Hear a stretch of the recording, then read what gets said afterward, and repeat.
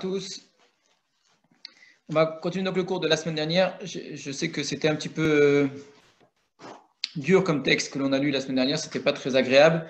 Donc, je m'en suis excusé déjà. On va devoir y revenir. Mais c'est important pour pouvoir bien comprendre le texte de cette fois-ci. C'est un exemple parmi tant d'autres où la Bible est écrite. Donc, certains épisodes de la Bible sont écrits en écho avec d'autres épisodes qu'il faut avoir lus. Or, rien dans le texte ne vous l'indique. C'est-à-dire, vous n'avez pas écrit dans Sefer Shmuel qu'il faut aller voir ce qui se passe dans Sefer Shoftim, d'accord? Donc, il faut évidemment connaître les textes et puis voir le lien. Les liens ici sont extrêmement forts. Le texte lui-même du Sefer Shoftim que nous sommes allés voir la semaine dernière est quasiment calqué sur le texte de Sodome et Gomorrhe, de Sodome et Amora. C'est une reprise complète vraiment de l'histoire avec le même schéma exactement, sauf que ce n'est pas des anges qui arrivent, et que ça va aussi finir par une destruction, on ne l'a pas encore vu, on va le voir.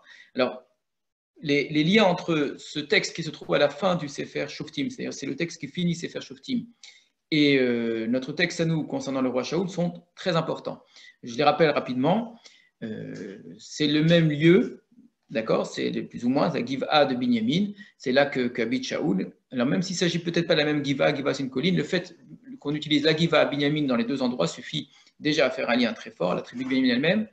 C'est également le fait de couper un animal en morceaux. On a vu la femme là-bas qui a été coupée en morceaux et envoyée à tout Israël. Là aussi, c'est envoyé à tout Israël. Et chaque fois, c'est pour entraîner une guerre. Donc, c'est trop précis comme ressemblance pour être évidemment le fruit du hasard. Mais plus que cela, on va le voir, nous n'avions pas encore vu, c'est le lieu de Yavesh Gilad, la ville de Yavesh Gilad, qui est à l'origine de notre histoire dans Sefer Shmuel. Tout commence par un problème à Yavesh Gilad.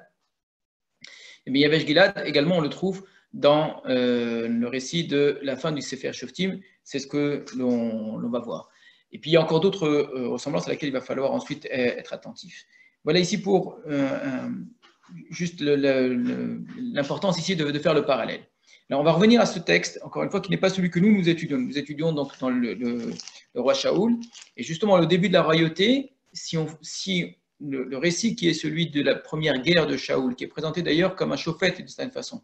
Shaoul, dans la façon qu'il a d'être investi comme ça par l'esprit divin pour aller combattre, il ressemble beaucoup vraiment dans la façon d'être à la manière que les Shoftim avaient d'aller également à la guerre. Donc c'est également une façon de faire le lien, surtout que ça donne l'impression qu'en fait, comme si l'histoire de Shaoul était la suite du Sefer Shoftim, puisque le texte là-bas de Pilegesh Bagiva, la concubine dans la vallée, c'est effectivement le dernier texte de Sefer Shoftim. Donc le Sefer Shoftim se poursuit par la royauté de Shaoul, comme si on faisait une parenthèse avec toute l'histoire de Élie et de Shmuel. Alors revenons à ce texte-là, encore une fois qu'on avait commencé à étudier.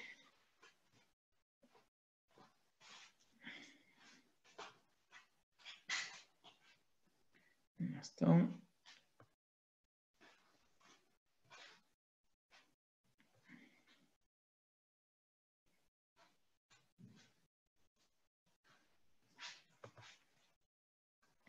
Donc, le texte que nous étudions, nous, c'est le chapitre 11 du Sefer Shmuel. C'est la suite donc, de la désignation de Shaoul comme roi. Et nous avons fait donc le lien avec le chapitre 19, les chapitres 19, 20 et 21 de Sefer Shoftim, du livre des juges. Donc, on ne va pas reprendre tout le début. Il y a une très grande ressemblance, on a dit, avec l'histoire de Sodome et Gomorrhe. L'homme et sa femme ici, qui sont un petit peu comme les anges qui arrivent dans la ville, sauf qu'ici, ce ne sont vraiment pas des anges, qui ne sont pas accueillis par les gens de la ville, mais qui sont accueillis par quelqu'un qui est un étranger à la ville, comme Lot, qui va les accueillir de manière très hospitalière. Et quand tous les gens de la ville vont vouloir venir, finalement, on va jeter cette femme en pâture, et qui, après avoir subi toutes sortes d'atrocités pendant la nuit, va mourir. Au matin, donc son mari va la prendre, va la découper en morceaux et envoyer les différents morceaux à tout Israël en disant « Est-ce qu'on a déjà vu une chose pareille en Israël ?» C'est une forme de prise de conscience. Effectivement, verset 30, Vaya Kolaroé, tout celui qui voyait cela, Ve'amar, il disait L'oniyeta v'lunirata kazot. On n'a jamais vu ni entendu une chose pareille. Les miyam alot ben Israël meret Israël, depuis le jour où les enfants d'Israël sont montés du pays d'Égypte, Adayamazé jusqu'à aujourd'hui. Simulachem alea, donc faites attention à cela, soyez conscients de cela. Otsu betabberu, donc prenez conseil et parlez. Et donc la suite au Chapitre suivant. Vayetzu kol ben Israël. Donc tout Israël, tous les peuples d'Israël sont sortis. Vatikael haeda ki ish echad le midan ve'ad Be'er-Sheva ve'eretz hagilad el Hashem ha-mitzpah. Donc toute la communauté s'est rassemblée comme un seul homme, depuis Dan jusqu'à Be'er-Sheva, ainsi que le pays du Gilad. Le pays du Gilad, c'est le pays qui se trouve de l'autre côté du Jourdain, et c'est ici un détail très important pour la suite de l'histoire, vers Hashem à Mitzpah. Et c'est malheureux de voir qu'à la fin du Sefer Shoftim, où on n'a jamais réussi à unir le peuple d'Israël, on y arrive finalement lors de cette terrible histoire qui est une faute même du peuple d'Israël.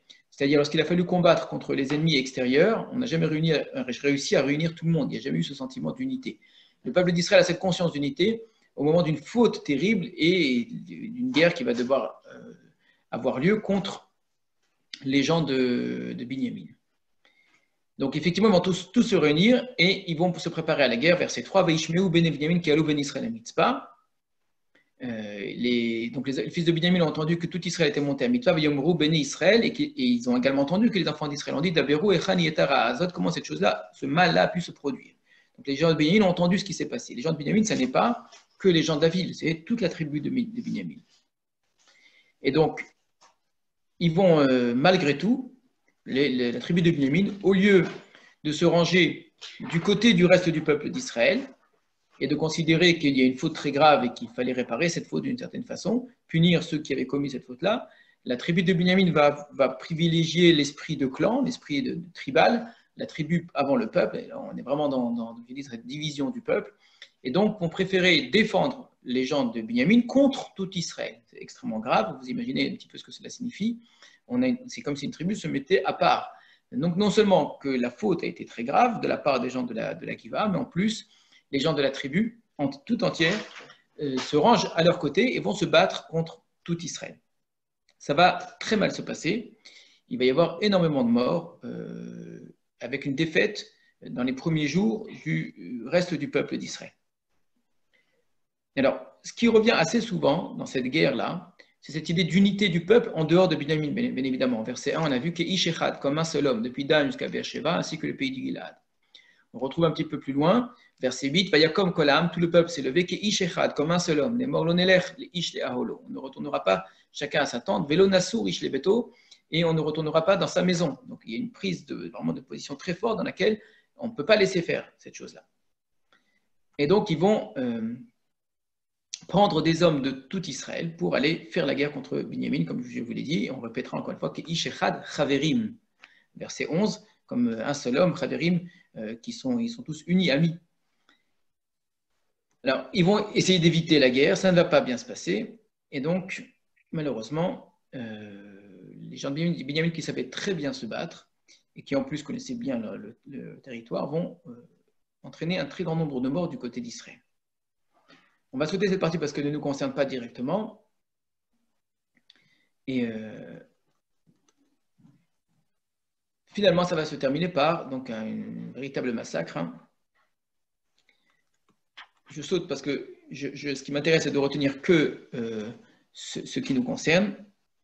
Finalement, la guerre va se retourner contre Binyamin après plusieurs batailles. Et ça va être quasiment la destruction de la tribu de Binyamin. Donc, verset 44, Vaïpelum Binyamin Shmona Asar Elef, sont morts de Binyamin 18 000 hommes, et Kol Ele Anshechel, tous des hommes forts. Vaïfnu Vaïnousa Midbara, El Sela Harimon, ils sont allés se cacher du côté de Sela Harimon, il ne restait là-bas que 5 000 hommes. On les a poursuivis et on en a tué encore 2 000. Vous voyez un petit peu le genre de guerre qu'on raconte. J'ai sauté pour ne pas plus faire peser toute la difficulté de ce texte-là. Donc, finalement, il va rester très très peu d'hommes, 600 hommes qui vont rester de Binyamin. Le peuple d'Israël qui a ainsi vengé d'une certaine façon ce qui s'était passé, mais qui a surtout donc essayé d'extirper le mal de Binyamin, qui, lors de cette guerre-là, va maintenant s'inquiéter des implications.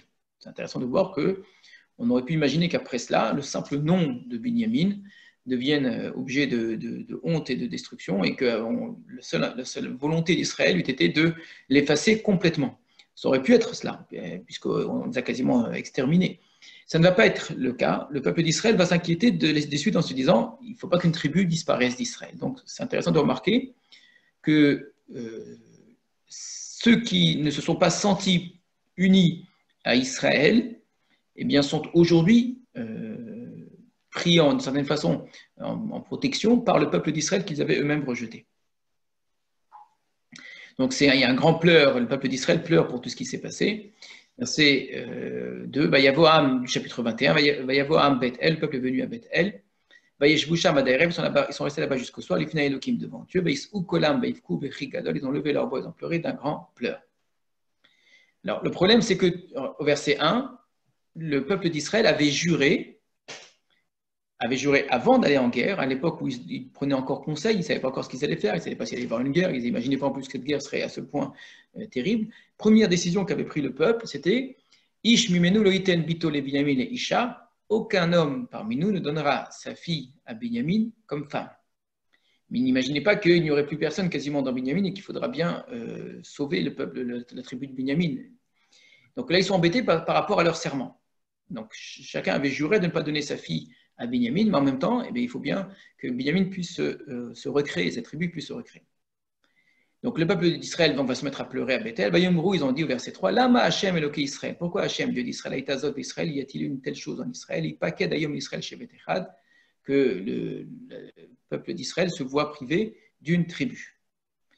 Donc ils vont chercher une solution. Elle va se faire en deux parties, la solution. Première solution, c'était de dire, y a-t-il des gens parmi nous qui n'ont pas juré? Donc on s'était tous réunis, on avait vu qu'Ishechad comme un seul homme, on avait dit qu'on fallait qu'on fasse quelque chose, on avait pris conseil, et puis on avait décidé de ne pas donner nos filles. Maintenant, y a-t-il eu des gens à l'intérieur du peuple d'Israël qui n'ont pas juré? Et ils vont se rendre compte que oui, c'est le cas. Il y a des gens qui n'ont pas juré. Pourquoi ils n'ont pas juré? Parce qu'eux n'étaient pas partis pour faire la guerre contre Binyamin. Donc, contrairement à ce qu'on imaginait qu'il y avait vraiment tout le monde, il n'y avait pas totalement tout le monde. Il y avait une ville qui ne s'était pas sentie du tout impliquée, qui ne se sentait pas du tout concernée par ce qui s'était passé, pour qui ce qu'on lui avait raconté, qu'il y avait quelque chose de très grave qui s'est passé dans la vallée, ça ne les concernait pas du tout. Donc, une ville, d'une certaine façon, qui ressemble à Binyamin, en ce sens qu'elle ne se sent pas unie au peuple d'Israël. Donc, cette ville-là a continué, même dans ce malheur terrible, à vivre comme on l'a vu durant toute la période des Shoftim, où c'est chacun pour soi. Alors, verset 5, Vayomru ben Israël, mi asher lo ala bakan mikol shifte Israël, qui n'est pas monté avec l'assemblée parmi toutes les tribus d'Israël et Hachem et Hachem, qui a shivua agdolaïta à cause de ce grand serment, la asher lo ala el Hachem amitzpa les morts motumat. On avait dit que celui qui ne viendrait pas à l'assemblée serait mis à mort. Rappelez-vous, vous avez fait la comparaison avec Shaoul, qui avait dit celui qui ne viendrait pas, on lui tuerait son animal. C'est ce qui montre bien, quand on compare avec ce texte, combien Shaoul est un homme modéré. Donc, ils vont chercher et ils vont trouver effectivement une ville, on a dit, verset 8, Vayomru, mi echad mi shifte Israël asher lo ala el Hashem ha-mitzpah. Y a-t-il quelqu'un dans toutes les tribus d'Israël qui n'est pas monté vers Hashem ha-mitzpah pour faire ce serment-là, et qui donc mérite la mort normalement? Ve'ine lo va'ish el ha-machane. Et voici qu'aucun homme n'est venu dans le camp, mi Yavesh Gilad, de Yavesh Gilad et Lakal. Et donc, effectivement, on va vérifier, on va compter dans les gens du peuple, et on voit qu'effectivement, il y avait personne qui était venu à la guerre qui venait de Yavesh Gilad. Et donc, ils vont aller régler les comptes à Yavesh Gilad, puisque Yavesh Gilad avait juré, puisque le peuple d'Israël avait juré que celui qui ne viendrait pas serait mis à mort, ils vont aller effectivement tuer les hommes de Yavesh Gilad, mais il va rester les femmes, et les femmes, ils vont les donner aux hommes de Binyamin. Et ça ne suffira pas, il en manquera quelques-unes, et donc on va terminer le livre de Shoftim avec une sorte d'épisode assez intéressant dans lequel on nous raconte que, puisqu'on n'avait pas le droit de donner sa fille, d'une certaine manière, les hommes de Bénin pouvaient prendre les filles. Et donc on crée une sorte un faux rapt, c'était qu'une mise en scène, où on demandait aux filles d'aller dans les champs, et les gens de Bénin venaient les prendre. Vous imaginez bien que ils ne les prenaient pas de cette façon-là et ils se rencontraient dans les vignes. Et puis c'est là-bas que les mariages se faisaient. Mais en tout cas, il n'y avait pas la famille qui donnait, donc le serment n'avait pas été rompu. De fait, qu'est-ce que l'on découvre dans cette histoire qui est la fin du Sefer Shoftim? Une véritable perche qui est tendue vers l'histoire de Shaoul, puisqu'on découvre que la tribu de Binyamin va se reconstituer en grande partie par les femmes de Yavesh Gilad et les hommes de Binyamin. Donc on pourrait dire que les descendants de Binyamin qui vont suivre, beaucoup d'entre eux, peut-être pas tous, mais une grande partie d'entre eux, sont de Binyamin par leur père, mais à un moment donné de l'histoire, à la fin des Shoftim, par leur mère, viennent de Yavesh Gilad. Qui est de l'autre côté du Jourdain, qui est probablement de la tribu de Ménaché.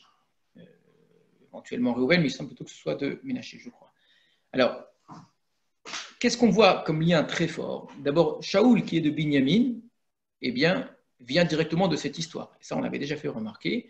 C'est tout à fait incroyable d'imaginer que le premier roi d'Israël, l'homme qui ait cet honneur considérable, vienne d'une tribu qui ait commis une faute si grave et qui, aux yeux du peuple, aurait pu rester entaché par cette faute-là, vitam aeternam, en considérant cette tribu comme une tribu inférieure, qui ne mérite en aucune manière le moindre honneur. Et non seulement ça n'est pas le cas, mais plus que cela, il devient le roi d'Israël. Un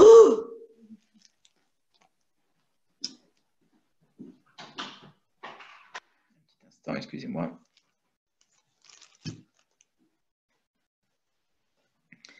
Deuxième chose que l'on remarque, c'est cette histoire de Yavesh Gilad.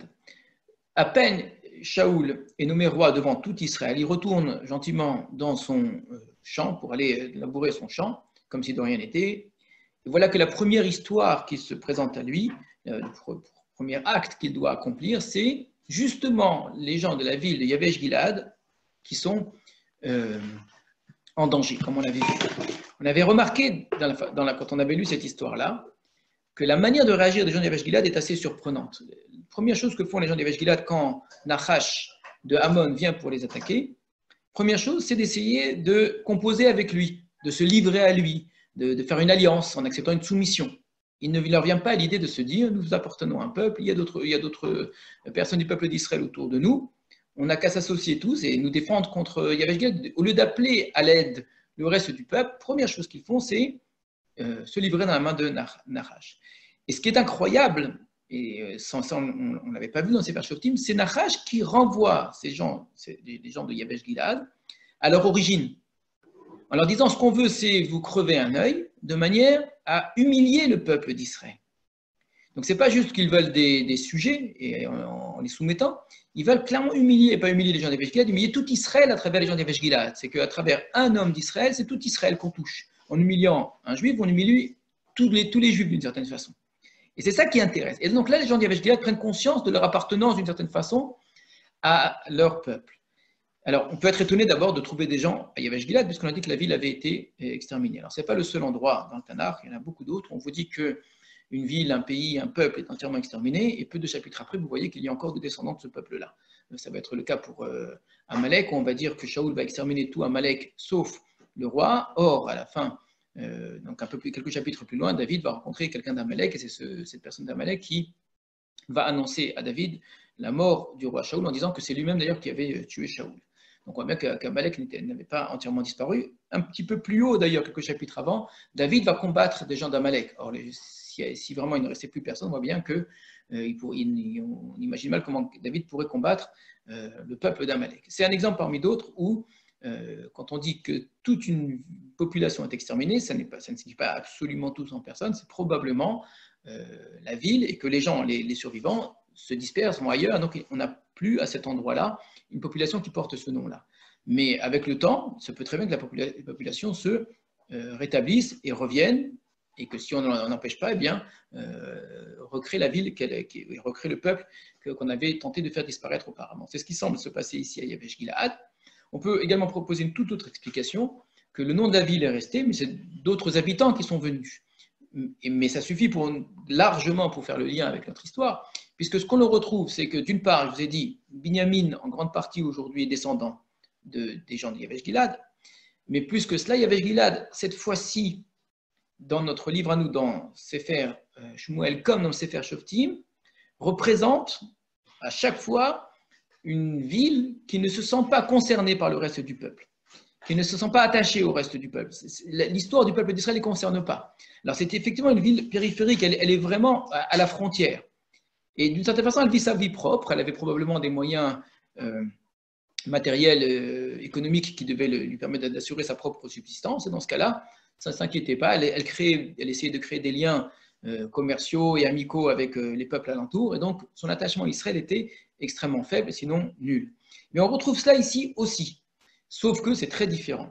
Là-bas, il s'agissait de se sentir concerné par le mal qu'Israël avait pu commettre, d'une part, on s'entend que le peuple d'Israël se comporte mal, ça me concerne, et puis la nécessité d'une réaction du reste du peuple, qui est Ishechad, comme un seul homme. Je vous avais dit comme un seul homme, si la main a la mal, il faut faire quelque chose, et tout le reste du corps doit réagir.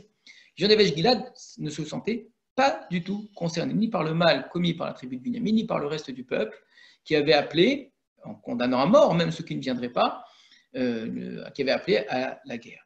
Bien, là, cette fois-ci, c'est l'inverse, d'une certaine façon. C'est les gens d'Yavesh Gilad qui ont besoin d'aide et qui appellent à l'aide en disant si on nous demande de nous crever un œil, etc., on va appeler tous les gens d'Israël. Et c'est en appelant tous les gens d'Israël que finalement la nouvelle est arrivée à Shaoul et que Shaoul va prendre ces taureaux, les découper, les envoyer en morceaux dans tout Israël pour reprendre un petit peu exactement la même image qui s'était produite quelques dizaines ou peut-être un siècle auparavant, pour demander à tout Israël d'agir. Donc on est vraiment dans un schéma qui est quasiment le même, on reprend la même histoire, enfin pas la même histoire elle-même, on reprend la même méthode d'une certaine façon pour recréer une unité. Nous sommes le même peuple. Nous sommes le même peuple dans le mal, nous sommes le même peuple lorsqu'il s'agit de régler nos comptes entre nous, et nous sommes le même peuple quand il s'agit de défendre l'un d'entre nous. Et là, nous sommes face à une véritable épreuve, on pourrait dire un véritable exercice. C'est peut-être le meilleur exercice possible pour commencer la royauté et de Shaoul d'une part, et de tout Israël de manière plus générale.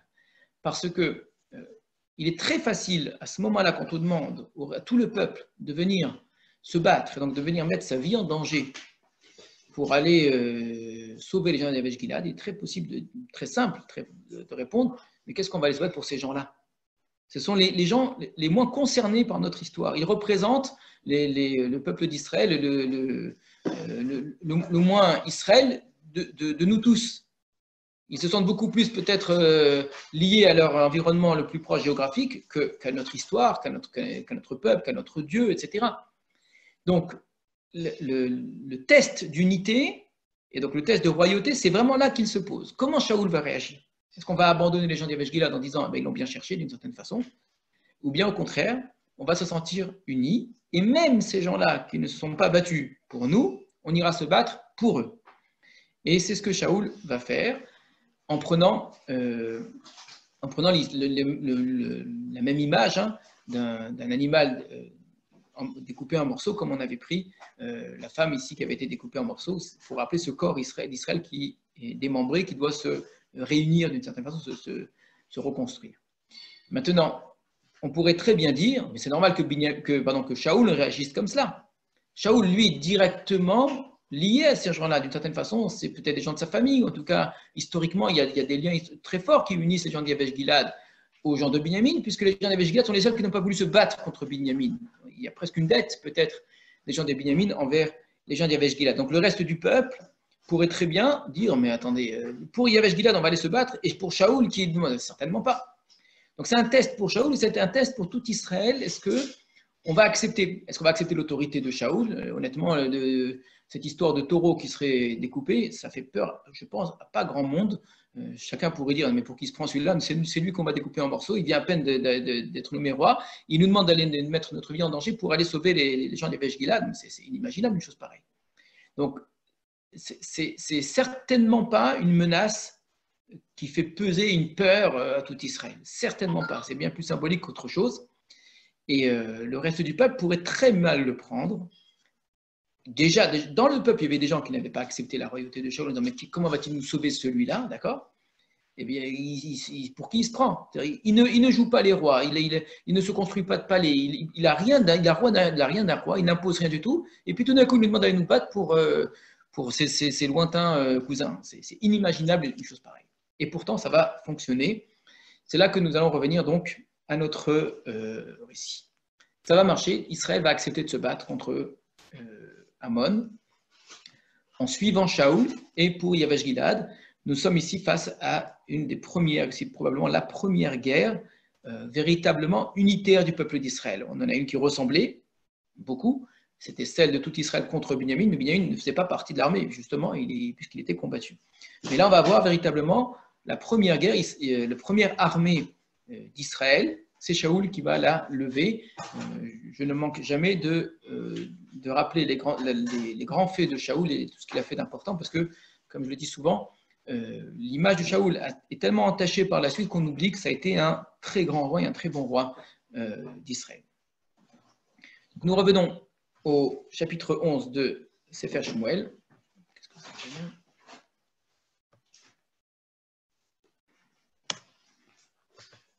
Voilà.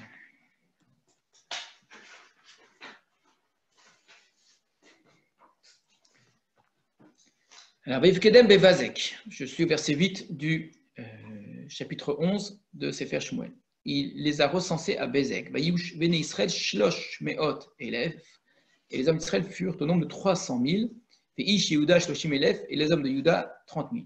Ça va être le cas ici, comme ça va être le cas par ailleurs. On va souvent dénombrer de manière séparée ce qu'on appelle Israël et ce qu'on appelle Yehuda. Pour quelle raison ? Parce que les gens de Yehuda, depuis la fin du livre de Yoshua, déjà dans Sefer Shoftim au début, était une tribu qui était extrêmement bien constituée, organisée, et avait déjà levé une armée. Ce qui n'était pas le cas des autres tribus. Quand il s'agissait de se battre, on prenait les hommes tels quels et on attaquait. Alors, je ne dis pas non plus vraiment que chez Yehuda, on avait une vraie armée de métier, hein. Mais il y avait des hommes qui étaient formés au combat, il y avait des gens qui étaient prêts à cela, et donc ils avaient déjà leur propre organisation avec leur propre chef. Donc ils dirent aux émissaires qui sont venus de Yavesh Gilad pour annoncer ce qui s'était passé en disant qu'est-ce qu'on doit faire. Kotomrun le ish Yavesh Gilad. Voilà ce que vous direz aux gens de Yavesh Gilad. Mahar tiye lachem teshua. Demain vous aurez un sauvetage. Kechom hashamesh, à la chaleur du jour, c'est-à-dire vers midi. Donc les émissaires sont venus, l'ont raconté aux gens de Yavesh et ils se sont réjouis. Donc les gens de Yavesh ont dit à Nachash, rappelez-vous Nachash qui leur avait donné 7 jours pour décider, est-ce qu'ils acceptent de se livrer dans ses mains et de crever chacun leur œil ou pas. Et donc ils vont lui dire, demain on va à la guerre, donc on refuse de se soumettre à toi. Et nous vous ferez ce qui sera pour votre bon plaisir. C'est un double sens, c'est sortir en hébreu, sortir dans le Tanakh, dans la Bible ça veut souvent dire sortir à la guerre, mais ça veut dire tout simplement sortir de la ville, d'accord ? Donc demain on sortira vers vous, soit pour vous faire la guerre et vous ferez ce que vous voudrez, ou bien on sortira sans faire la guerre, et dans ce cas-là, vous ferez également ce que vous voudrez. Ce fut le lendemain. Shaoul a séparé le peuple en 3 têtes. Ils sont venus à l'intérieur du campement dès la première garde du matin, donc très tôt le matin. Ils ont frappé Ammon jusqu'à la chaleur du jour, jusqu'à midi. Ceux qui sont restés se sont dispersés. Ils n'ont pas resté 2 ensemble. Le peuple dit à Shmuel, donc comment réagit le peuple qui voit comment Shaoul a su prendre les choses en main, a su être un homme, un chef, a rassemblé le peuple autour de lui, a eu, et c'est une sorte de très petite indication comme ça, qui ne rentre pas dans les détails, mais le fait que le texte précise qu'il a séparé le peuple en 3 têtes, alors qu'on ne nous précise pas comment ces 3 têtes vont attaquer, par où elles vont attaquer, c'est juste une façon de dire qu'il agit de manière comme un stratège, et qu'il n'a pas simplement dit il faut attaquer, puis l'attaquer bêtement. Ça renvoie plein d'autres exemples dans Sefer Shoftim. C'est-à-dire qu'il a usé de stratégie, donc c'est un homme qui a réfléchi et qui, grâce à son intelligence également, pas juste au nombre de ses soldats, qui a gagné cette guerre-là. Et donc les gens sont tout contents, le peuple est content, voilà, il a fait ses preuves, ce roi-là. Donc le peuple a dit à Shmuel, qui sont ces hommes qui avaient dit Shaoul imloch alenu, est-ce que Shaoul va régner sur nous? Tenwa anashim mitem, donnez-nous ces hommes-là et on va les mettre à mort. Rappelez-vous, il y avait des gens qui s'étaient moqués de Shaoul, qui est donc Shaoul pour qu'il puisse régner sur nous. Et puis c'est tout. Il y avait ceux qui l'avaient suivi, puis il y avait ceux qui s'étaient moqués de lui, et Shaoul n'avait pas réagi. Vous savez dit, c'est un crime de lèse-majesté. Le crime de lèse-majesté est passible de mort. Et donc, à ce moment-là, au tout début, quand ça s'est passé, le peuple n'a pas réagi. Shaoul n'a pas réagi, mais bon, Shaoul, ça ne nous aime pas tellement. Mais le peuple n'a pas réagi en disant, mais ils viennent d'insulter le roi, ce qui prouve à quel point les gens étaient quand même assez dubitatifs sur le rôle qu'allait avoir vraiment Shaoul et s'il fallait le suivre de manière absolue ou pas. Et donc cette fois-ci, quand on voit que Shaoul est un vrai roi, après coup, là tout d'un coup les gens se rappellent qu'il y avait des gens qui s'étaient moqués de Shaoul et veulent leur régler leur compte. L'idée, encore une fois, c'est pas simplement pour punir, c'est pour servir d'exemple et que personne d'autre ne fasse ça par la suite. Le roi a besoin d'une autorité et qu'il soit bien assise et que surtout personne ne la remette en question. Comment réagit Shaoul? Vayomer Shaoul, Lo yumat ish bayom hazeh. Qu'aucun homme ne soit mis à mort en ce jour, qui ayom asa Hashem teshua be'Israël, car aujourd'hui Hashem a fait un sauvetage à Israël. Alors, vraiment grand Shaoul, extraordinaire Shaoul qui pardonne, on pourrait dire, en tout cas qui ne réclame en rien une vengeance. Hachem a sauvé, qu'est-ce que nous on va commencer à tuer aujourd'hui? On est évidemment séduit par la manière dont Shaoul réagit. Pourtant, ça n'est pas aussi simple que cela. Est-ce que Shaoul a bien fait? Est-ce que c'était vraiment ce qu'il fallait dire à ce moment-là? Est-ce que c'est dans ces mots-là qu'il fallait le dire? Ça n'a rien de tellement évident. On n'est pas du tout étonné. Hein. Ça correspond au Shaoul qu'on connaît, un homme discret, un homme proche du peuple, un homme qui ne se croit pas supérieur aux autres, un homme qui met Hachem en premier. Tout cela, vraiment, c'est extrêmement bien. La question, c'est encore une fois, est-ce qu'il est prêt à endosser le rôle de roi ou pas? Et je ne dis pas qu'il devait obligatoirement tuer ces hommes-là, certainement pas, mais la manière dont les choses sont dites, comme c'était une évidence, c'est quelque chose ici d'un petit peu léger dans la façon de se conduire, surtout, et là ça va être important de se rappeler de cette histoire plus tard, quand Shaoul, pour une raison complètement ridicule, va exterminer une ville entière de Kohanim. Donc le même homme qui dit qu'aucun homme ne soit tué aujourd'hui, des gens qui méritent la mort d'un point de vue la loi, au niveau juridique, mettra à mort des innocents, des Kohanim qui ne lui ont strictement rien fait sur un simple lachon hara qu'il a entendu. Lui qui va vouloir tuer David et tuer tous les hommes de David. Donc on entend déjà ce que les Chachamim vont dire pour une autre histoire, qui est celle d'Amalek, où Shaoul là aussi ne voudra pas tuer le roi d'Amalek. Les Chachamim diront celui qui est trop miséricordieux envers les gens qui sont pleins de haine finira par être haineux envers les gens qui sont pleins de bonté.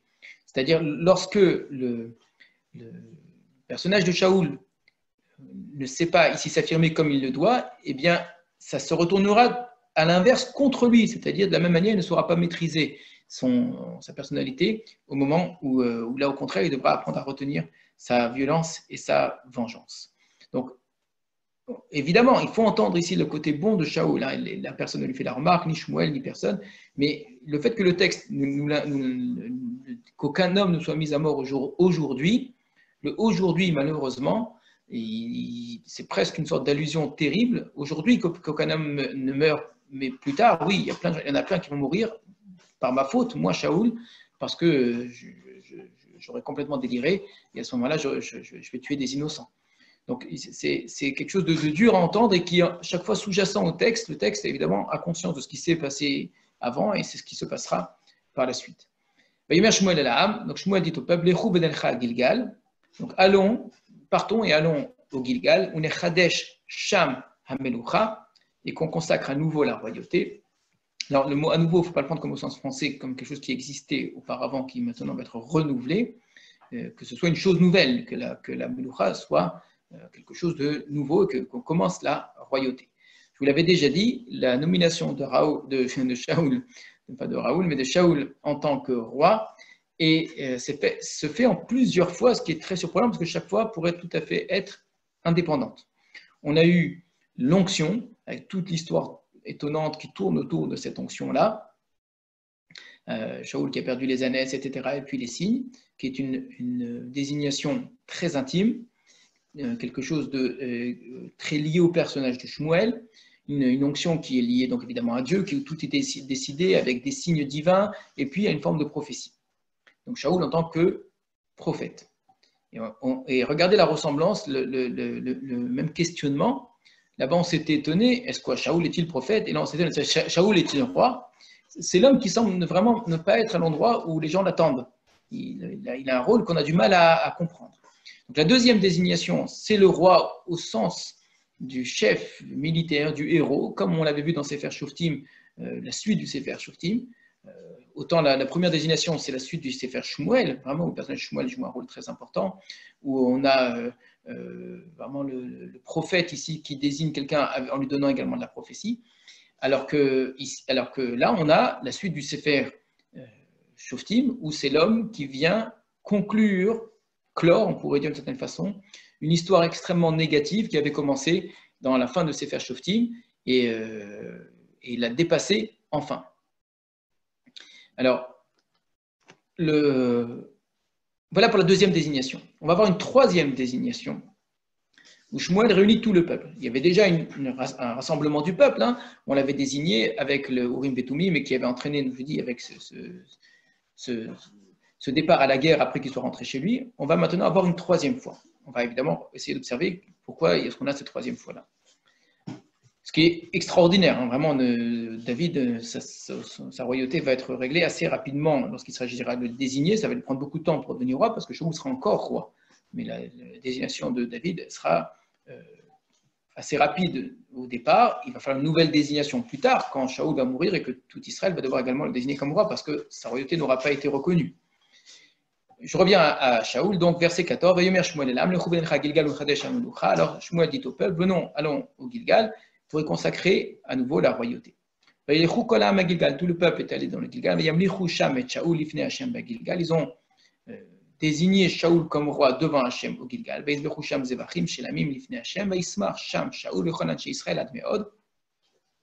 Et tout Israël donc ont fait des sacrifices devant Hachem et Shaoul s'est réjoui ainsi que tous les hommes d'Israël énormément. Donc, une grande réjouissance. Donc on peut entendre ici le renouvellement, dans le sens vraiment renouvellement, puisqu'il avait déjà été désigné, mais il n'avait pas été entièrement reconnu. Maintenant que tout le monde le reconnaît, le peuple le désigne comme roi. Quand on avait étudié la question de la royauté dans le Tanakh, on avait montré que bien que le roi soit désigné par Hachem, il faut que le roi soit désiré par le peuple et soit même nommé par le peuple. C'est un petit peu à cela que l'on assiste. Il y a une désignation par Dieu, mais il faut que le peuple, ensuite, lui, l'intronise. Et c'est de cela dont il s'agit au verset 15. Le peuple qui a accepté, après ce que Shaoul a fait, qu'il soit effectivement le roi, le désigne comme roi. C'est extrêmement important, cette idée-là, que le roi ne peut pas s'imposer contre l'avis du peuple. Ça peut vous paraître évident ou pas, je ne sais pas, mais c'est une idée qui n'est pas si simple à admettre quand on considère que c'est Dieu qui doit désigner le roi et que du moment que le prophète est désigné, le peuple n'a rien à dire. Ça, à tel point que la Chava va aller très loin en disant qu'au moment où on aura un roi désigné par Dieu, mais qui ne sera pas reconnu par le peuple, le roi va perdre son statut de roi. Dans quel cas ça va se produire? Ça peut se produire avec pas n'importe quel des rois, avec David lui-même. Quand David va connaître un coup d'État par son propre fils, Absalom va prendre sa place, le peuple sera du côté d'Absalom contre David.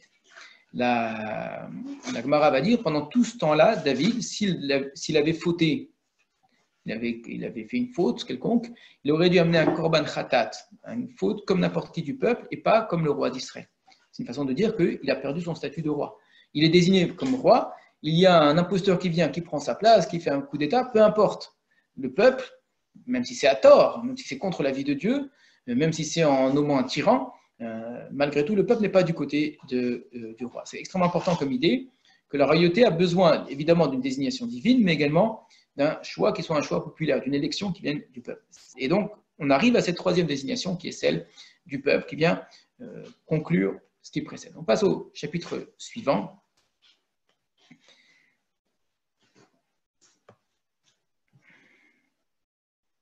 Donc, tout le monde est au Gilead et on désigne Shaoul comme roi et on fait une grande fête. Et d'ailleurs, celui qui a découpé le Tanakh en chapitres s'est arrêté là et on a l'impression que voilà, c'est fini, on fait la grande fête, tout le monde se réjouit. Shaoul est content, tout le monde est content et en fait, Shmuel va jouer le rabat-joie. Il va un petit peu calmer les ardeurs. Tout le monde qui est très heureux, très très heureux, ad me'od, c'est l'expression qu'on a entendue, très très très heureux. Ça aurait dû tout de suite nous faire réagir et nous dire comment peuvent-ils se réjouir alors que depuis le départ, Shmuel et Dieu avaient dit que la royauté n'était pas quelque chose de bien, qu'on leur donnait la royauté parce qu'ils l'avaient voulu, mais qu'en fait, Shmuel avait été très clair, il n'avait vraiment pas du tout caché ce sentiment, bien au contraire, qu'il leur reprochait d'avoir demandé un roi. Voilà que Shmuel leur donne le roi, ils font la fête énormément. C'est sûr que c'est une façon de ne pas comprendre le message qui leur avait été transmis en disant on vous donne ce roi, mais n'oubliez pas que cette royauté n'est pas non plus désirée par Dieu. Donc Shmuel, dans cette fête, va leur dire les choses suivantes. Iné shamati bekolchem, voilà que j'ai écouté votre voix. Tout ce que vous m'avez dit. Et j'ai fait régner sur vous un roi. Veata, et maintenant. Voici que le roi chemine devant vous. C'est lui qui maintenant va mener les affaires du peuple. Vanizakanti Vashafti. Et moi, je vais vieillir. Et Vastavti, pardon. Seva, ça va devenir très très vieux. Ils ont traduit je suis vieux et caduc. C'est quand même assez surprenant. Uvanaï et mes fils, Hinam Itechem, voici que eux sont avec vous. Mais vous, évidemment, vous n'avez pas voulu mes fils. Vani Talar Nifterem. Et moi, j'avais cheminé devant vous. Mineura Yadayamazé depuis ma jeunesse jusqu'à aujourd'hui. Donc maintenant, c'est le roi qui va me remplacer. Ineni anu vi neged Hashem veneged Meshiro. Me voici. Répondez devant Hashem et devant son oint, devant celui qui a été choisi. Et mi la karti bachar mi la karti. Et mi ashakti et mi ratsoti. Mi admi la karti chofer va ali ma'enaibo ve ashiv lachem. Ce qui l'aura reconnu, c'est une haftara très importante qu'on lit pour la parashat Korach. Le taureau de qui ai-je pris? L'âne de qui ai-je pris? Qui est-ce que j'ai opprimé? Qui est-ce que j'aurais favorisé? À tort, évidemment.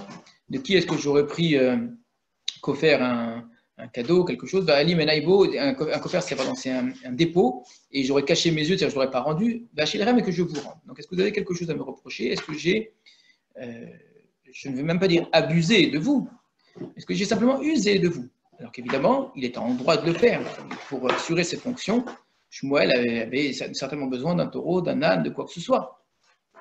Il n'a strictement rien demandé au peuple.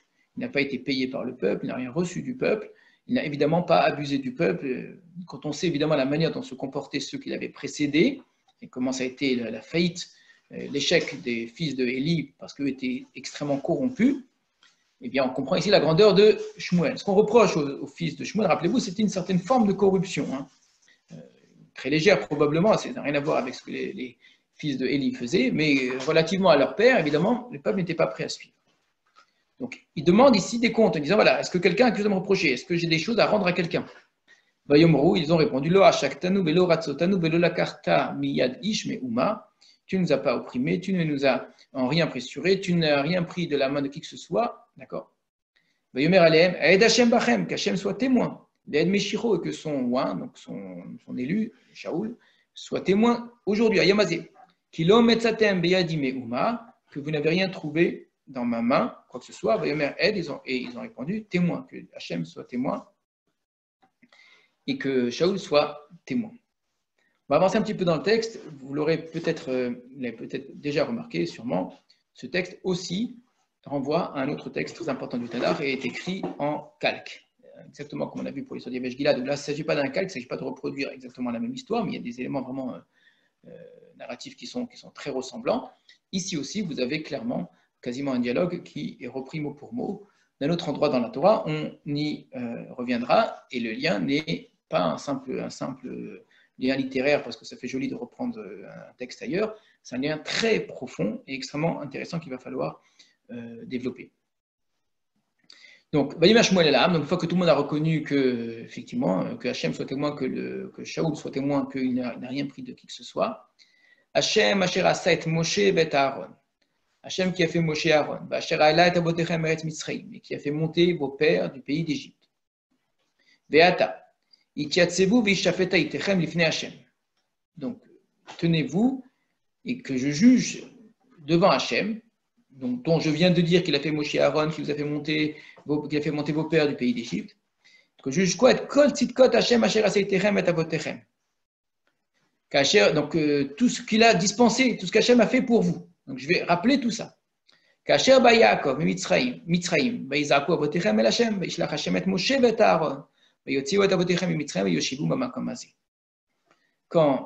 est venu en Égypte, vos pères ont crié. Je nous rappelle le fameux texte de la Haggadah qui est une reprise du texte de l'agriculteur, que Yaakov était descendu en Égypte, que nos pères avaient crié vers Hachem. Et Hachem a envoyé Moshe et Aaron. On revoit l'insistance sur Moshe et Aaron comme il a déjà fait auparavant, il revient dessus. Ils ont fait sortir vos pères d'Égypte et ils les ont installés dans cet endroit-là. On est déjà étonné sur l'insistance des émissaires que Dieu choisit, mais on peut très bien comprendre. Si ailleurs dans le Tanakh, On insiste que Dieu nous a fait sortir d'Égypte sans malach, sans émissaire, sans chaliar, sans rien. On peut comprendre que Shmuel le fasse ici, puisque son but, c'est justement de se présenter lui comme l'émissaire de Dieu, et de se présenter lui un petit peu comme Moshe en son temps l'avait déjà fait. Ce qui est surprenant, c'est la mise en avant du personnage d'Aaron. 2 fois, et en même temps, on a Moshe et Aaron qui sont faits par Hachem a fait Moshe et Aaron. Moshe et Aaron qui, ensemble, ont fait sortir le peuple d'Égypte. Moshe et Aaron qui ont installé dans ce pays-là. C'est ni Moshe ni Aaron, c'est Yoshua. Mais on peut comprendre, c'est eux qui ont fait tout le chemin des 40 ans, etc. Mais quand même, Aaron, il paraît vraiment secondaire. Et pourtant, pour Shmuel, je le répète, on comprend qu'il veuille mettre en avant la place de l'envoyé de Dieu. Mais pourquoi placer le personnage d'Aaron dans ce cadre-là? Ça fait partie évidemment de ce texte parallèle auquel on doit arriver. Mais Ishkechu et Hashem et Elohim, ils ont oublié Hashem leur Dieu. Vaimkor otam biyad Sisra, il les a vendus dans la main de Sisra, donc ils les a livrés dans la main de Sisra. Sar Tseva Hatzor, le chef de l'armée de Hatzor, ou Biyad Pelishtim dans la main des Pelishtim, ou Biyad Melech Moab dans le roi de Moab, Vailacham Bam. Et là, il reprend en vérité quelques histoires du livre des Shoftim avec Dvorah, etc. Ils ont crié vers Hachem, la même expression. Donc, comme ils avaient crié vers Hachem en Égypte, ils ont crié vers Hachem quand ils étaient dans le pays de Canaan et que différents peuples les ont combattus. Vayomrou, ils ont dit Hatan, nous avons fauté. Qui a Azamouet Hachem, quand nous avons abandonné Hachem. Navod et Béalim, nous avons servi les Béalim, et Ashtarot et les Ashtarot, donc les dieux mâles et les dieux femelles, féminines des Cananéens. Ve'atem, maintenant, Atzilenu miyad oivenu. Sauve-nous de la main de nos ennemis, Venav, des cas, nous te servirons. Et donc on est vraiment dans ce fameux schéma de Sefer Shoftim où Israël faute, comme Israël faute, il est livré dans la main de ses ennemis. Étant livré dans la main de ses ennemis, il se met à se rappeler de son Dieu et à prier son Dieu. Et Hachem va envoyer des émissaires, comme il avait envoyé Moshe et Aaron. Vaishlach Hachem et Yerubal, Vet Bedan, Vet Iftar, Vet Shmuel. Donc il a envoyé Yerubal, Bedan, Iftar et Shmuel. Shmuel, c'est lui. Donc il s'inscrit à l'intérieur de ces différents Shoftim. Yatzel et Trem Yadevechem. Et vous a sauvé de vos ennemis. Misaviv tout autour, Vateshvu Betar, vous avez donc vécu en sécurité. Vatirou, et là vous avez vu qu'Inachash Melech Ben Amon Ba'alechem. Que Nachash, le roi de Amon, est venu contre vous faire la guerre. Vatom Rouli, vous m'avez dit, non, Ki Melech Imloch Alenu. C'est un roi qui régnera sur nous. Vachem Elokechem, Alkechem, mais c'est Hachem votre Dieu, votre roi. Donc ce qu'on avait déjà entendu. On est surpris de voir que l'histoire de Nachash, le roi de Amon, est présentée comme étant la cause de la demande du peuple, alors que nous, elle vient après la demande du peuple.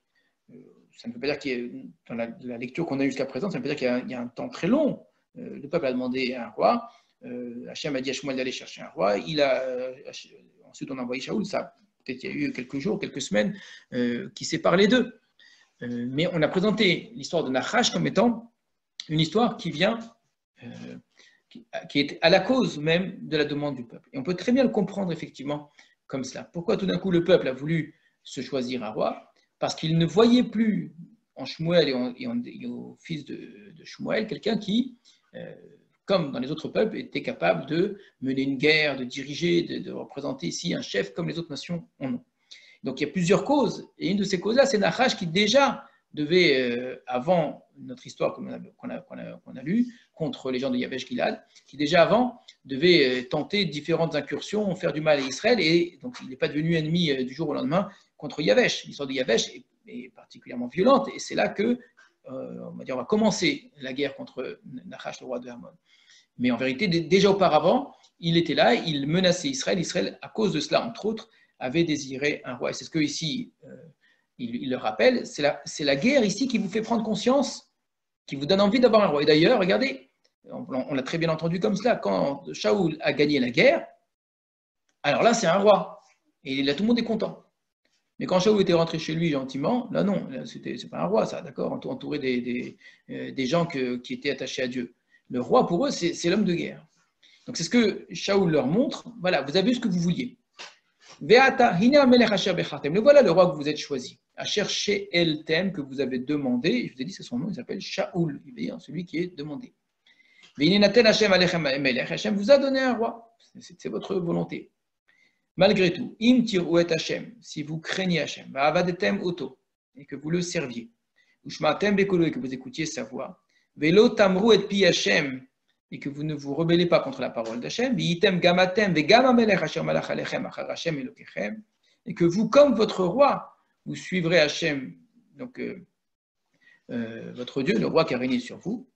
Alors, tout ira bien. Mais sinon, vous méritez mettre pied Hachem, vous allez vous rebeller contre la parole d'Hachem. La main sera, d'Hachem sera contre vous, ou il faudrait comprendre ici, comme elle était contre vos pères. Donc, il a exprès repris toute l'histoire précédente pour montrer que quand Israël a abandonné Dieu, Israël a été livré dans la main de ses ennemis. Cette histoire est extrêmement intéressante par rapport à ce que nous voyons, c'est que Hachem envoie quelqu'un quand Israël fait Teshuvah. Donc, c'est la Teshuvah d'Israël qui fait que Hachem a envoyé les gens qu'il fallait au moment où il fallait. Et ce n'est pas le danger en tant que tel qui fait cela. Or, eux, c'est parce qu'il y a un danger. Quand il y avait un danger, c'est le danger qui les faisait faire Teshuvah. C'est la Teshuvah qui faisait qu'Hachem leur envoyait quelqu'un. C'est une façon de leur dire, ne vous inquiétez pas, l'homme qu'il faut, il viendra au moment où il faudra, à condition que vous fassiez Teshuvah. C'est toujours comme ça que ça a fonctionné. Or, vous, ce n'est pas comme ça que vous voulez faire les choses. Vous voulez d'abord cet homme-là. Vous voulez désigner un roi, un homme dont c'est la fonction de vous sauver, avant même que vous ayez fait Teshuvah. Mais en réalité, ça ne sert à rien. Maintenant, l'autre roi, vous l'avez déjà. Vous avez déjà, on va dire, la personne qui est nommée pour vous sauver. Mais ça change rien. La Teshuvah, il faut la faire. Si vous suivez Hachem et que lui suit Hachem, tout ira bien. Sinon, eh bien, ça recommencera comme avant. Et que le fait d'avoir eu un roi, ça n'aura rien changé.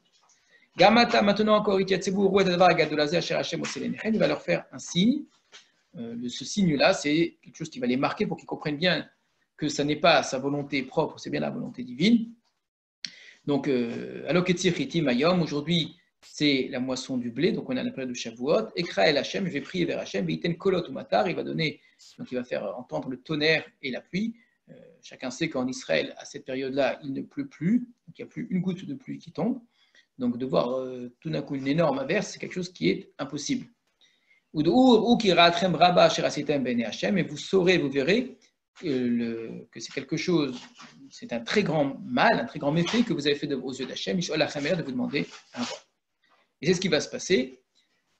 Shmuel donc va faire tomber, va écrire Shmuel et Hachem. Shmuel a prié vers Hachem, Hachem a fait donc tonner les tonnerres, la pluie, et en ce jour-là, le peuple a eu très peur d'Hachem et de Shmuel. Vous aurez remarqué que ce n'est pas Hachem qui pourtant lui-même avait montré son désaccord, qui a dit à Shmuel qu'il y aura un signe. C'est Shmuel qui demande, même pas qui demande, c'est Shmuel qui annonce un signe avant même d'en avoir fait part à Dieu. Direct, il annonce un signe. Là encore, on est dans le fameux parallèle vers ce texte vers lequel, évidemment, nous devons aller, où on retrouvera tous ces éléments-là, où le chef annonce un signe avant, sans même en avertir Hachem, parce qu'il a été lui-même remis en question. Il veut prouver que son choix est juste et que le peuple ici a mal agi. Le peuple a très peur. Prie pour tes serviteurs vers Hachem ton Dieu, que nous ne mourions pas. C'est vrai que nous avons fauté, etc., d'avoir demandé un roi. C'est la première fois qu'ils le reconnaissent. La fois d'avant, Shmuel leur avait dit, et pourtant ils ont dit on veut quand même un roi. Là, enfin ils reconnaissent. Shmuel dit au peuple, Al tira, ou n'ayez pas peur. Le but ici de cette pluie-là, c'est pas de vous avaler, c'est pas le déluge qui va descendre, c'est pas une pluie de punition. C'est vraiment ce qu'eux croyaient en voyant cette pluie-là. C'est une pluie de signes. Ce que vous avez fait, c'est vous qui avez fait ce mal-là, donc il faut le savoir, il faut que vous en preniez conscience. Maintenant, ne vous détournez pas d'Hachem, servez Hachem de tout votre cœur, ne vous détournez pas, et n'allez pas vers toutes les vanités, etc., qui ne vont pas vous servir, car Hachem, verset 22, le hitosh Hachem est un mot, ba'avour shemo hagadol. Phrase extrêmement importante qui reprend une idée qu'on a déjà entendue plusieurs fois et dans la Torah et dans les livres précédents, et qu'on reverra plus tard chez les prophètes. Hachem n'abandonnera jamais son peuple à cause de son grand nom. Une phrase très forte que Israël faute, Israël mérite d'être puni, mais Israël ne sera jamais rejeté en tant que peuple de Dieu. Pourquoi ? Parce que du moment que le nom d'Hachem est associé au peuple d'Israël, donc rejeter le peuple d'Israël, ce serait une profanation du nom de Dieu. Dieu ne profane pas ce que lui-même a sanctifié. Hachem a choisi de vous faire comme vous, comme peuple. À partir de là, il ne reviendra jamais là-dessus. Donc c'est une idée extrêmement importante du choix absolu, éternel d'Israël. Maintenant, ce que ça implique, par contre, ça peut être des punitions graves pour Israël. Puisque Dieu ne peut pas nous abandonner, il sera bien obligé de nous remettre sur le bon chemin, quel que soit le moyen pour y arriver. Donc, Gamanochi, moi aussi, je ne cherche pas à fauter, Shalom, malheur à moi de fauter vers Hachem, de ne pas prier pour vous. Je vais prier pour vous, ne croyez pas que je vous ai abandonné. et je vais vous enseigner le bon chemin, etc. Donc, je ne vous laisse pas à votre sort sous prétexte que vous avez choisi un roi. Je continue à être votre chef, je continue à prier pour vous et à rechercher votre bien. Mais craignez Hachem, servez-le en vérité de tout votre cœur, et voyez tout ce qu'Hachem a fait de grand pour vous. Mais par contre, si vous faites le mal, vous et votre roi, vous serez perdus. D'accord. Alors, ce qu'il faut aller voir comme texte, évidemment, c'est l'histoire de Korach, où on a énormément de ressemblances entre le texte de Korach et notre texte à nous. Il va falloir interroger ce que signifient ces ressemblances. Il ne suffit pas de dire que Shmuel il ressemble à Moshe ou à Aaron. Il faut essayer de voir qu'est-ce que ça peut nous apprendre. C'est ce que nous verrons, Bezrat Hashem, la semaine prochaine. Voilà. Si vous avez des questions, je vous écoute.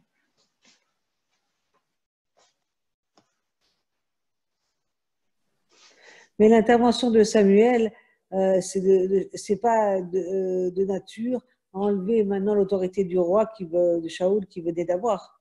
Ah non, bien sûr que non. Bien sûr que non. Il va y avoir en même temps Shaoul et Shmuel. Shmuel, on ne va plus en entendre parler vraiment, mais il reste le prophète, il reste le juge. C'est-à-dire que j'imagine les affaires qui touchaient à tout ce qui touche comme il dit, je vous enseignerai. À la loi, c'était Shmuel qui devait les gérer, mais par contre la guerre, non. Alors que précédemment, c'était Shmuel qui avait mené le peuple à la guerre. Donc il reste, on pourrait presque dire, une autorité morale, une autorité religieuse, mais pas l'autorité politique, et certainement pas l'autorité militaire que Shaoul est devenu. Mais il reste là, il reste très attaché, il va être très, très, très attaché au personnage de Shaoul. Shaoul et Shmuel vont rester très attachés l'un à l'autre en vérité. Rappelez-vous, c'est une image extrêmement forte. Shmuel avait embrassé Shaoul sur le front. Il y a quelque chose ici presque filial, un petit peu comme Élie avait vu Shmuel comme sorte de fils qui remplaçait les siens. Eh bien, Shmuel reconnaît en Shaoul de cette façon quelqu'un qui lui ressemble, quelqu'un qui poursuit son chemin. Je dis avec cette part de prophétie, par exemple, il y a quelque chose qui fait que pour que Shaoul soit roi, il doit rester très proche de Shmuel. À tel point, malheureusement, que quand Shmuel va mourir, un peu plus tard, Shaoul va connaître une période, un moment très difficile en devant aller à la guerre. Paniqué, il va faire revenir le spectre de Shmuel, un texte qu'il faudra évidemment étudier avec beaucoup d'attention lorsqu'on y arrivera, mais quand même très révélateur. Il ne sait pas à quel sens se vouer, c'est le personnage de Shmuel qui revient. Donc c'est vrai pour Shaoul, Shaoul reste très très attaché à Shmuel, donc Shmuel continue à jouer un rôle dans le peuple d'Israël. D'accord. Parce qu'il avait peur que finalement ça lui enlève son autorité, que de redire au moment où il en a commencé à en avoir, que c'est Hachem qu'ils ont mal fait de prendre un roi et que finalement c'est plutôt. Non, Shmuel sera toujours là, et puis d'ailleurs il sera là pour les remontrances surtout, pour reprocher à Shaoul son mauvais comportement en différents endroits. Donc Shmuel il continue à être là, vraiment il ne disparaît pas du tout. Alors ça sera peut-être Shaoul qui disparaît. À cause de cela, parce que Shaoul aura fauté, Shaoul ne va pas disparaître, mais va perdre la royauté. Au niveau dynastique, il n'aura pas de descendant roi. Mais on n'assiste pas à un remplacement. À une dualité, c'est ça. Voilà, enfin, pas du tout. Ouais. Ils seront ensemble. Ok, c'est bien. Merci. Voilà, bonne soirée. Bonne soirée. Demain soir, Bezrat Hashem, le cours sur la paracha. 9h, pareil, c'est ça. Voilà. Donc on me demande si j'enverrai l'enregistrement. Rina a eu l'intelligence de me demander d'enregistrer, mais j'ai déjà commencé le cours, et donc je l'ai fait trop tardivement, donc il n'y aura qu'une partie de l'enregistrement, que la fin du cours et pas le début. Désolé. Et sur le Teilim, vous avez envoyé l'enregistrement? J'ai pas vu. Oui, je l'ai envoyé sur le Ah bon, parce que j'ai pas... Ok. Il est en audio, hein. Je l'ai envoyé en audio, avec tout le texte qui allait avec. D'accord. Ok, je vais chercher. Merci. Bonne soirée. Au revoir.